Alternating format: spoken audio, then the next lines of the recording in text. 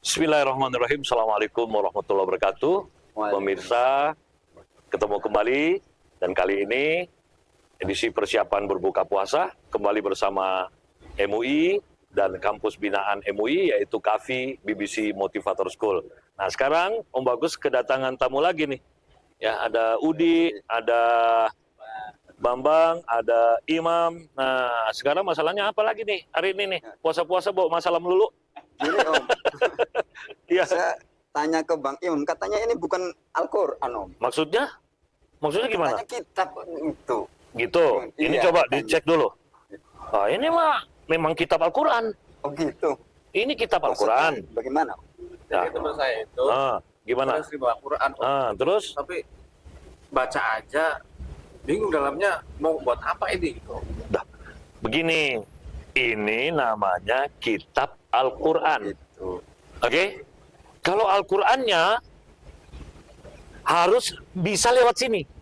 Oh, Nah, ini contoh nih ya, contoh. Nih sekarang pegang dulu kitabnya. baik. Nah, sekarang kamu kalau hubungi Om Bagus pakai handphone, kamu bicaranya sama handphone atau sama Om Bagus? Sama Om. Berarti kalau baca Al-Quran, kamu berkomunikasi dengan buku ini atau kepada Al-Quran? Kepada Al-Quran. Kepada Al-Quran. Nah, apakah ini Al-Quran? Apakah ini Om Bagus? Bukan. Bukan. Apakah ini Al-Quran? Ya. Kitabnya berarti. Kitab Al-Quran. Kitab. Oke, kitab Al-Quran. Sepakat ya? Ya. Nah, kalau Anda bilang, jadi kalau Om Bagus, ada orang mau injak-injak ini, ada orang mau bakar ini, urusan dia. Dia yang beli, dia yang dosa. Gitu. Tapi kalau dia injak-injak Al-Quran, mana mungkin? Mana mungkin? Orang kafir baca ini, nggak ketemu ayat. Nggak ketemu. Ini udah lama pergi. Ingat gak pesan Rasul? Akan tiba suatu masa. Gitu. Al-Quran itu tinggal hurufnya, sudah kagak ada. Kagak ada. Kenapa? Coba ya, Om Bagus nih mantan penyiar radio. Kalau ada orang siaran, lalu lupa menyalakan pemancar, keluar nggak siarannya? Enggak. Iya. Jadi kalau ada orang baca Al-Quran tidak khusyuk, kalau ada orang sholat tidak khusyuk, kalau ada orang doa tidak khusyuk, dapat nggak? Tidak dapat. Kenapa? Karena kita harus kenal diri kita, manusia itu kenapa diperintah khusyuk? Karena Allah memberi dia otak. Otak ini cara kerjanya transmisi. Dia harus memancarkan fokus dia, akidah dia, ketakwaan dia, pengetahuan dia. Barulah dia disebut orang-orang yang berakal. Karena hanya orang berakal yang mendapatkan pelajaran dari Allah. Nah, jadi sebenarnya pertanyaan Om, apakah kitab Al-Quran ini, nih coba dijawab ya, bisa menjelaskan siapa Allah secara komprehensif? Nggak mungkin, nggak mungkin. Mana mungkin kitab yang setipis ini bisa menjelaskan zat yang maha besar begitu? Nah, pertanyaan kedua, berarti apakah Allah tidak mampu menurunkan Al-Quran yang komprehensif? Mampu, mampu. Cuman masalahnya kenapa tidak turun yang komprehensif? Kenapa? Kenapa? Karena bisa lebih besar. Karena kalau dia turun dalam bentuk komprehensif, saya nggak bisa bayangin betapa besarnya kitab Al-Quran. Kemungkinan besar Al-Quran itu bisa sebesar lapangan Monas dan setebal Monas. Kebayang nggak cara ngajinya? Betul. Sehingga Allah pecahkan Al-Quran ini. Begini kisahnya. Biar mudah-mudahan pemirsa juga bisa memikirkan, memahami penjelasan Om ya. Perhatikan. Jadi akhirnya, karena Allah tahu hambanya itu kalau dikasih saja Al-Quran setipis ini malas ngaji, apalagi yang turun setebal yang dimaksud, maka Allah membuat sebuah strategi. Karena dia maha teliti perhitungannya. Oke? Maka dia turunkan dulu Al-Quran, ya, dalam bentuk kitab, lewat siapa? Lewat Rasulullah SAW. Sudah dua itu. Jadi, ada yang tersurat, lalu di Rasulullah itu sirat. Jadi, Rasul itu filmnya Al-Quran, Al-Quran ini skenarionya. Jadi kalau baca skenario nggak nonton film, kurang asik. Cuman masalahnya, umat ini kan tidak bisa lihat filmnya Rasul, karena filmnya Rasul sudah tidak diputar. Caranya tahu gimana? Dari hadis. Nah, hadis itu apa? Hadis itu apa? Kalau kita langsung bilang hadis, nanti tidak ngerti hadis itu apa. Jadi sebenarnya, sejarah hadis itu adalah cerita orang yang pernah nonton filmnya Rasul. Oke? Siapa dia? Keluarganya, para sahabat, gitu. Itulah aku pernah mendengar Rasul, aku pernah melihat Rasul. Itulah orang yang pernah nonton filmnya Rasul. Cuman sahabat dan keluarga Rasul juga sudah susah kita ketemu. Iya Kak? Yang ada siapa? Orang yang pernah bertanya kepada atau mendengar dari langsung kepada No. Para sahabat atau keluarga. Itulah yang akhirnya menulisnya. Disebutlah mereka para perawi.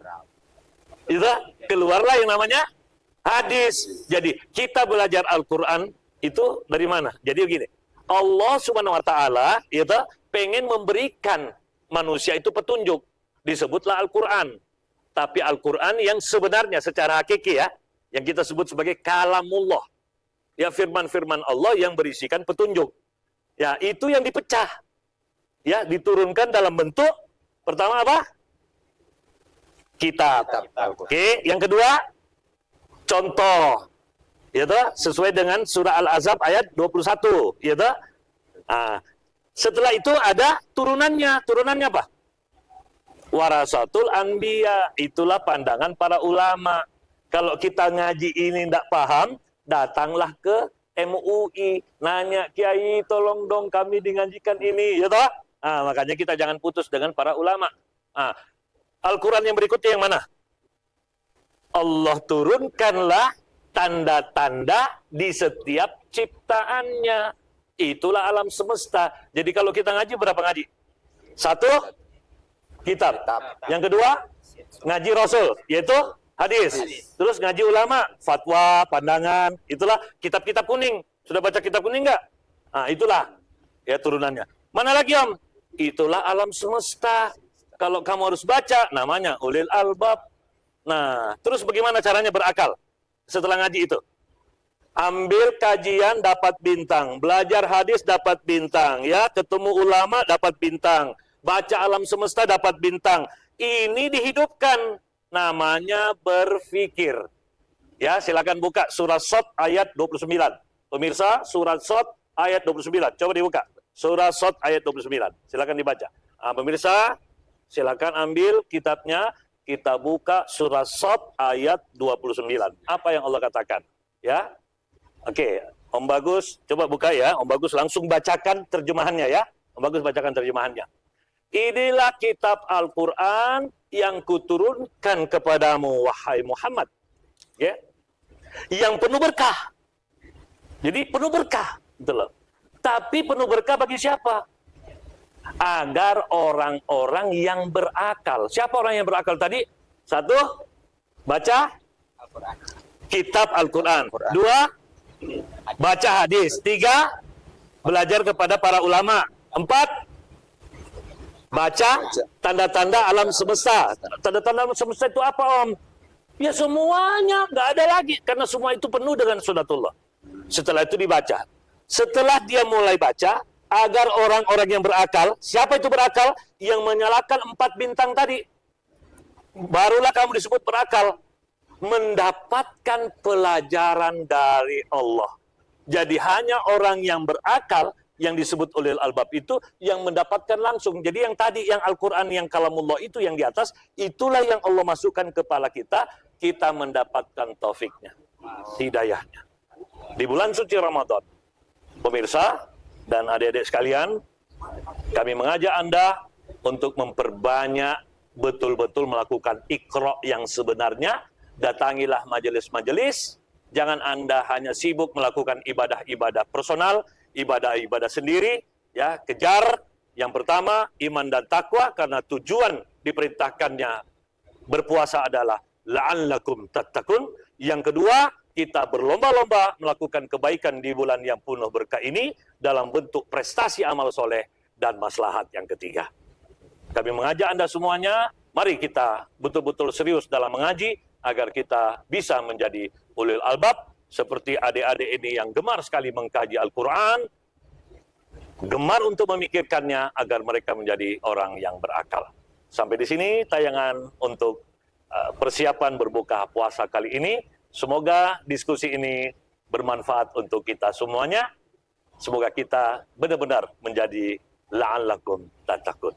Terima kasih untuk para sponsor kita, mulai dari minuman Albil, juga dari Basnas Basis Jakarta Selatan, dan MUI, serta KAFI BBC Motivator School. Sampai jumpa pada tayangan berikutnya. Terima kasih atas perhatian Anda. Assalamualaikum warahmatullahi wabarakatuh. Waalaikumsalam.